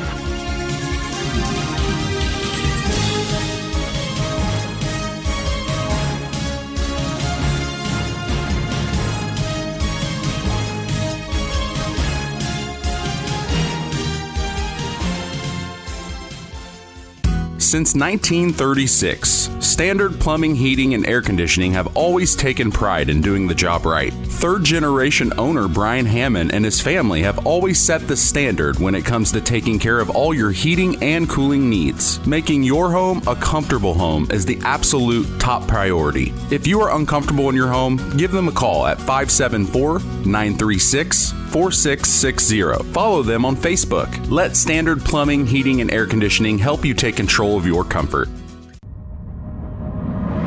Let's continue the conversation with area high school coaches and more on the Saturday Sports Line. Picks up his dribble inside. Nice pass to Ty Schumacher. Rebounded Kelson Jordan on the miss, and he gets the putback to go. 41-26. It's too much size down low. You know who it is. Kankakee Valley Broadcasting's WKVI. From the Pulaski Memorial Hospital studios, we are continuing our Salute to the Champion segment for the North Judson-San Pierre Blue Jays boys basketball team. I got to sit down and chat with head coach Kent Chezem. Of course, we haven't seen Lewis Cass. That's who they are playing today, the Lewis Cass Kings. Kent Chezem has, though, and he tells us what we are expecting to see in the nest. All right, Coach, first off, congratulations, back-to-back sectional championship wins. Just talking with your several of the players a few moments ago, it sounds like, they're happy, they did what they wanted to do, but they want to get to business this weekend. It sounds like this was just showing up, getting what they wanted to do and get it done. Well, we've done it before.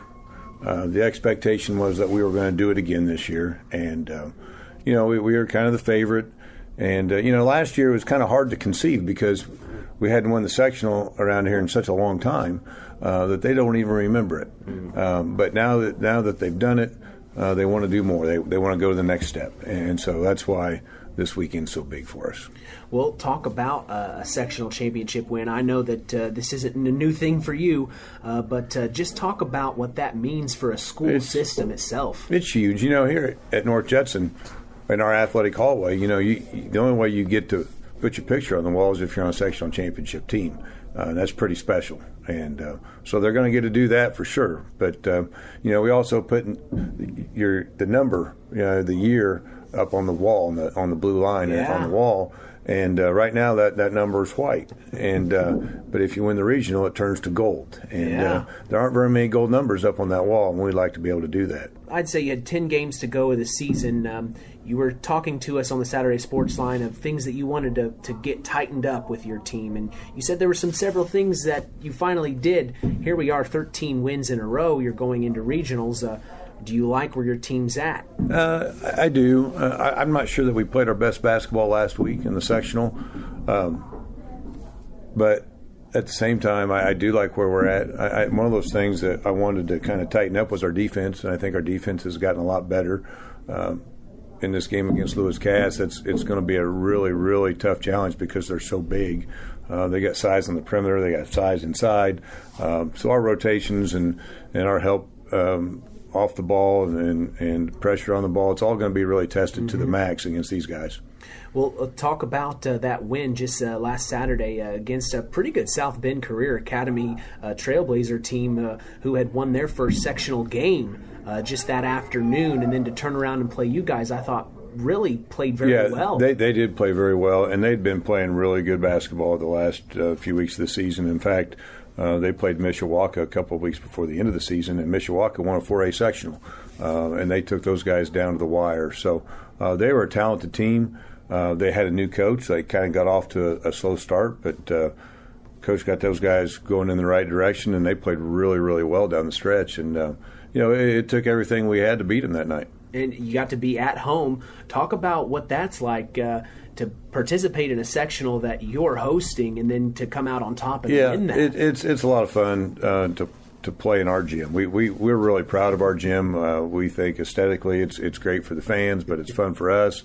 Certainly there's an advantage there because you're comfortable with the surroundings. And so, we probably get a few more fans that'll come to a home game. So it was great. We had great fan support, just like we always do. I mean, Blue Jay fans travel. They go on the road, but they come to home games, and it was nice to have them there. Talk about some of the players from this past weekend sectional championship win that you really thought came out and just really you were really happy with their performance. Well, I think probably the most consistent guy that we had was Quinn Bales. Quinn is as versatile of a player as there is in the area. Here's a guy that can run the point guard. He can play inside and post you up. He can guard a post, or he can guard a guy in the perimeter. He really, really worked on his game in the off season. He spent more time in the gym than anybody on our team. Wow. And it's really paying off for him. He's been playing great down the stretch. Our seniors were great too. Ty Schumacher, just to show you what kind of resiliency he has. He didn't score a point in the morning game, which is unbelievable. If you said, hey, Ty's not going to score, I thought, well, there's no way we're going to win any games. But then he had 22 in the championship and came back. And, Cheyenne Allen just provides that spark. And he was good both games. And he just does some things athletically that other kids can't do. Yeah. I mean, he can do some stuff I can't teach him, I can't coach him to do. He's just kind of a natural athlete. He makes some reads out there that you just kind of have to let Cheyenne be Cheyenne sometimes. Kelson Jordan, another one, was really big on the inside. And, he was playing at less than 100% physically. He was sick, and for him to play 2 games back-to-back like he did, I thought he came out in that third quarter of the morning game and really set the tone for us in that second half. Aldrich Harper, man, what a great senior he is coming off the bench for us. I don't want to leave out Eric Materna, because Eric, he's another one of those guys that, I don't know if someone says, what's he do best? And I'd probably just say win. He competes. He plays really hard. I don't have to run any plays for him. He has a knack for being around the ball, gets a lot of rebounds. He's one of our top rebounders. He's one of our top defenders. But he can score a little bit too, and has been hitting his free throws. So, all those guys, and Connor Benson running the point for us. Here's a junior we inserted into the starting lineup mid-year, and he was really solid. I thought he played well in all those games. So, it was a group effort, and if you win a sectional, it has to be a group effort. You're just not going to ride the back of one guy to a championship like that, and it took everybody. What about your performance? Well, how would you rank yourself? Well, I'm as good as my players. Sure. That's the way it works. Usually, the players get the credit for the wins, and the coach gets the blame for the loss. And I'm really fortunate to coach in this environment, with the fan support that we have, with the way that they place an importance on basketball. I think that's really something that helps me out with the coaching staff that I have, our administration. Mr. Orcus, our principal, and Mike Sarkozy here in the building, those guys are super supportive. So, when you got all those things combined for a coach, it's kind of easy. You just kind of don't want to mess it up. Well, and then talking with several of the players a few moments ago, and now talking with you, it just seems like you guys are in the same headspace. You guys are in the same mindset of, what your plan is, what your plan of attack is. You kind of know what is expected of each of you, it sounds like. Talk about how you get a program on the same page like that. Well, we talk about roles, and not everybody's role is the same. But everybody's role has the same amount of importance. Whether it's me as the head coach, or one of our managers, or one of our JV guys, we all have a role every day, in practice or a game. And, sometimes it's not always the role that you want. Sometimes you have to learn to buy into that role. But we make sure that everybody knows all the roles have the same amount of importance. And it goes back to that old adage, and it's a cliche, but, you're only as strong as your weakest link. And I don't like using cliches all the time, but, boy, that one is accurate. People say it for a reason. And we've had people at all levels, our JV guys, our varsity guys, our subs, coaching staff, everybody's kind of pulled their weight this year, and that's why we've had a great season. Well, all right. Let's talk about the regional game. What do you know about Lewis Cass? They're huge. That's the thing that jumps off the page, whether you're watching film or I saw them in person the other night in their sectional championship. They got Chambers kid inside that's about 6'5", 240. He's got a football scholarship, but he is a load inside, one of the best interior scorers that we've seen in the last few years. They got another kid, a 1,200-point scorer, looked good on the perimeter. He's 6'6", that plays point guard and plays off guard, plays all over. Yeah, I mean, they go like 6'6", 6'5", 6'5", and another 6'3" or 4" kid on the perimeter in their starting lineup, and they bring another 6'6" kid off the bench. So the size is not equal, but that's we've got some advantages too. They certainly do. It'll be an interesting game from basketball purists if they just like basketball. Is can we? I think maybe we're a little bit quicker, a little more athletic in some ways, but they're a lot bigger and stronger. That's for sure. And we'll just see if we can kind of get them to play our game instead of us having to play theirs. It'll be an interesting matchup for sure. I know we've talked throughout the season as well as watching game film, but you just mentioned you went to see them. What's the difference between seeing a game in person than watching it on film? Is there a difference there? There certainly is. When I go to watch teams in person, back in the old days when we didn't have as much film and it wasn't as readily available, you had to really write down feverishly all the plays and the sets and that sort of thing and try to get personal tendencies, of each player and that kind of thing. But now I can kind of go and relax when I'm in person, kind of get a feel of what they're trying to do. We try to get play calls and things like that when we can, and just get an overview. And then I can go back on the film and I can validate some of the things I thought I saw in person, and I can get more of the details. So scouting's changed over the years. And it's really high level. Everybody does it. It's not just us. I mean, we all trade online, and I've probably seen 8 to 10 games of Lewis Cass. I'm sure they've seen at least that many of us. So there won't be any surprises, when we play those guys. Well, it's an exciting game today. I know it's your favorite question, but what is your message to Blue Jay Nation coming into today's game? Well, I just want everybody to come out and support us like they have all year, and bring friends. Yeah, bring some friends with you. I want that place. I want it covered in blue. Coach, thanks so much for your time today. Good luck, and we hope to be talking to you down on the floor again. All right, thank you. Always appreciate Coach's time, as I know he's very busy this week. A chance to bring a regional championship to North Judson-San Pierre Junior Senior High School. That's going on this afternoon, 12:30 p.m. Central. That's when we are going live. You won't want to miss it, as the Blue Jays are our final team still in contention. We wish the Blue Jays good luck, as we are going to take a break and come back for the Where Are They Now segment with Harold Welter. You know him well.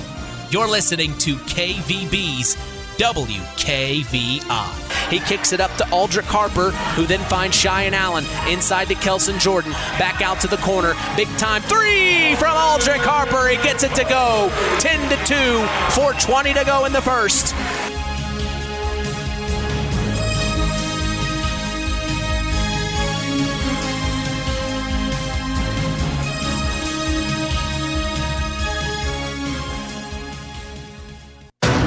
Stay tuned for more sports talk with Mitch Columbi on Kankakee Valley Broadcasting's WKVI.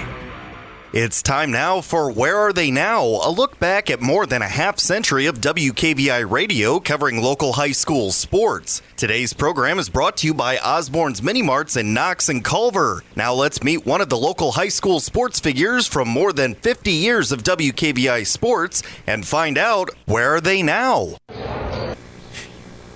As we look back on more than 50 years of broadcasting high school sports in the Kankakee Valley here on WKVI, we'd like to talk with a couple of people who have been sports stars that we've covered in the past. And when we ask the question, where are they now, we don't have to ask the question where several of these people are, such as Steve Stark, a 2001 graduate of Knox High School, because we know he's in the Knox High School Sports Hall of Fame.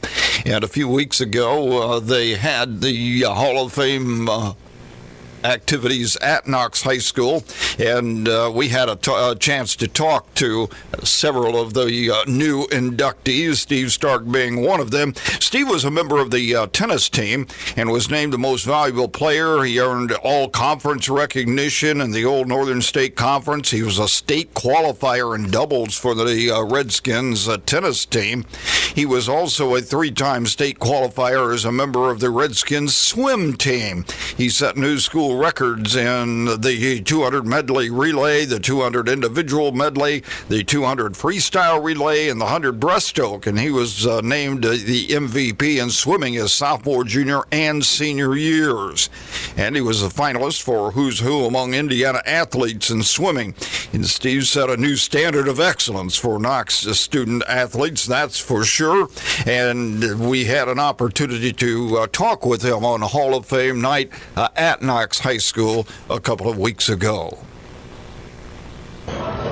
We're with Steve Stark, who is a member of the 2023 class going into the Knox High School Hall of Fame. And first of all, let me ask you this, Steve. What does this mean to you? This is a big accomplishment. Getting to come back and spend the day at Knox and be inducted in the Hall of Fame is something that means a lot. As you look back over all the games and matches and so forth, the meets that you had, all these years later, what is the one that stands out to you more than any other? It would probably be my freshman year at sectionals, winning the sectional in the 100-yard breaststroke. That was the big one. That was one that set everything apart for high school athletics for me. Well, of course, in swimming, you're always competing against yourself. Yes, absolutely. Always. Every day. Every morning, every day after school.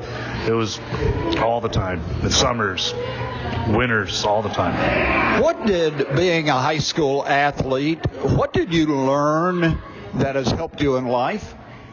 Dedication, hard work,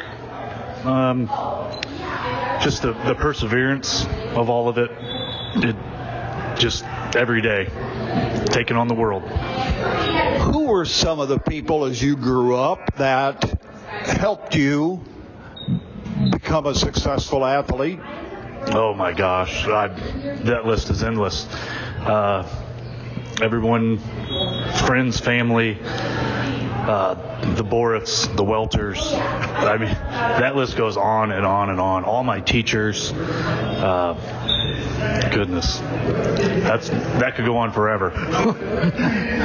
Finally, for those young athletes out there who would like to have the kind of success that you had as an athlete and as a person, what advice would you give them that could help them have some of that same kind of success? I think sometimes you have to slow down and enjoy it. Time seems to go very fast. So to really excel at something, you have to enjoy it. It has to be something you like to do and have fun doing. Well, congratulations again on being in the 2023 class of Hall of Famers here at Knox High School. Thank you very much. Steve Stark was certainly deserving of the Hall of Fame recognition, no question about that. And he was inducted into the 2023 Knox High School Hall of Fame class by fellow Hall of Famer Bubba Webb. We'll continue our conversation with Hall of Famers at Knox High School here in our Where Are They Now segment after this timeout. Need a game plan that has your day covered from tip-off to the buzzer? Osborne's Mini Mart in Knox has you covered. Whether you like to start out with a caffeinated full-court press or control the tempo with a Subway breakfast flatbread, Osborne's Mini Mart has what you need. Don't get trapped in the corner with an empty stomach. Call a quick timeout and get 2 hot dogs for $1.29. Visit Osborne's Mini Mart in Knox at the corner of US 35 and Highway 8 East to guarantee you win the day. As we continue our Where Are They Now segment, another new member of the Knox High School Sports Hall of Fame is Caity Keiper, a 2011 graduate of Knox High School. She was a 4-year letter winner in volleyball. She also lettered in softball and basketball, and she owns the distinction of being the first Lady Redskin to hit an out-of-the-park home run on Knox High School's softball diamond. But she was best known for her play in volleyball, and she led the volleyball program to 2 sectional championships championships, Class 3A regional championship, and she still owns a bunch of school records there at Knox, a single-season kill percentage, career attack percentage, kills per game average for a season, a team-winning percentage, and team victories, and she earned all-conference recognition a number of times and was named team MVP in back-to-back seasons, and she was named to the Indiana All-Star team. Along with her local and state recognition, she was named to the Under Armour All-America watch list, and she continued her volleyball career at High Point University down in the Carolinas and came back to Indiana and played a couple of years at IUPUI, and during that time she was part of 2 Horizon League championship teams. So she really has the bona fides to be recognized as a member of the Knox High School Hall of Fame. And on that night a few weeks ago, we had an opportunity to talk with Caity about her appointment to the Hall of Fame. We're with Caity first. Keiper, she was inducted into the Knox High School Sports Hall of Fame class of 2023, and she had a lot of activity as an athlete at Knox High School. First of all, what does this mean to you to be inducted into this Hall of Fame?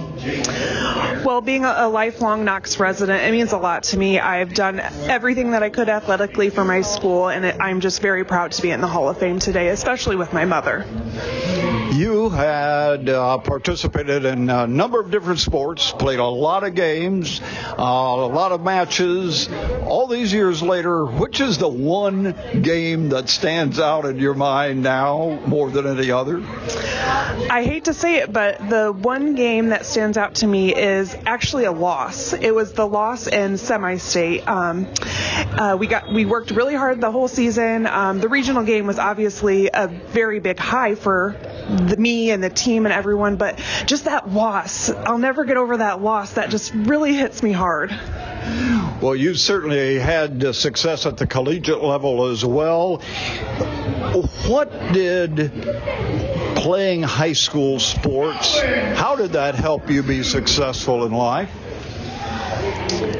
Knowing that I had the community that I had always on my side, especially when I went away, I went all the way to North Carolina to play volleyball. Knowing that I had so many supporters in the community, so many people checking in on me. I had some people coming to my games, making sacrifices to travel to watch me play. It was a huge eye opener, and that's why I moved myself and my family. We want to grow up in this community.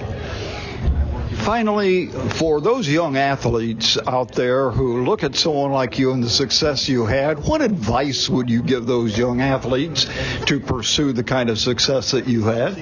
Listen to your parents. Always listen to your parents. My mom and my dad both played collegiate sports, and I cannot thank them enough for how hard they pushed me, taking me to all the events, doing all the extra things, making sure I was not only to practices on time, but I was to practice early.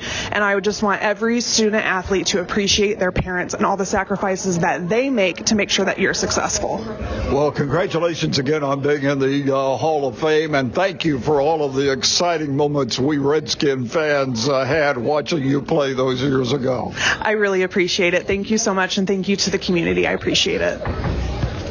Also named to the Knox High School Hall of Fame at those ceremonies a couple of weeks ago were Rusty Port from the class of 79, Cody Binkley from the class of 2009, and also Devin Garbison, a 2009 graduate of Knox High School. And congratulations to all of them, and we'll catch up with those other guys on a later program. Join us again next week here on the Saturday Sports Line for Where Are They Now? Where Are They Now? A look back at more than a half century of high school sports coverage on WKVI has been brought to you by Osborne's Mini Marts in Knox and Culver. Join us each Saturday morning on WKVI for the Saturday Sports Line and worldwide on WKVI.com. Time now for our Tyler Roth WKVI Athlete of the Week, given in memory of Tyler Roth, a 2001 graduate of Winamac High School who died in an auto accident 1 week after his high school graduation. His legacy of hard work, outstanding citizenship, artistic success, and super athletic performance lives on with this award given every week to outstanding student athletes from the 8 schools in the Kankakee Valley. Today's award is brought to you by Web Printing and JT Shirt Shack in Winamac, and we'll tell you who's earned the Tyler Roth WKVI Athlete of the Week after this word from Web Printing. Web Printing and JT Shirt Shack and signs of all kinds in Winamac is where all of your printing needs can be met. Whether it's paper, garments, or signs, Web Printing is your full-service printing solution. So if you're in need of embroidered or screen-printed garments, tickets or programs for your event, or documents for your business, Web Printing and JT Shirt Shack is the place to go. For the quickest service, best prices, and best quality, it's Web Printing and JT Shirt Shack in Winamac. Our Tyler Roth WKVI Athlete of the Week for this week is Hayden Fritz, a member of the wrestling team at West Central High School. Hayden has had an amazing season for the Trojans. This season's record, he was 35-5. He's a 3-time Midwest Conference champion, 2-time sectional champion, 3-time regional qualifier, and 1-time regional champion, a 3-time semi-state qualifier, a 1-time semi-state 4th-place finisher, and a 1-time state finals qualifier. This guy's got it all.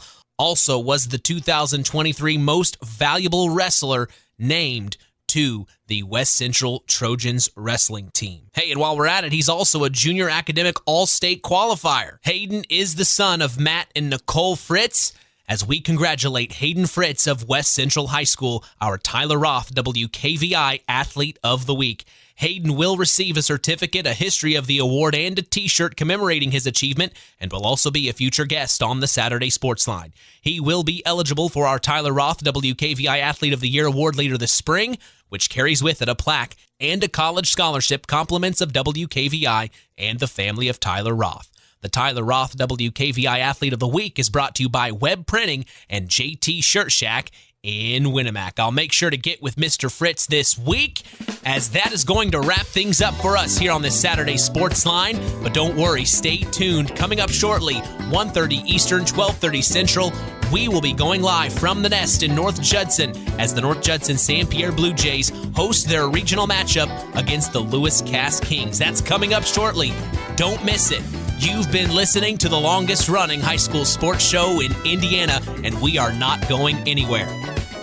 I'm Mitch Columbi. Enjoy your weekend. The tradition continues.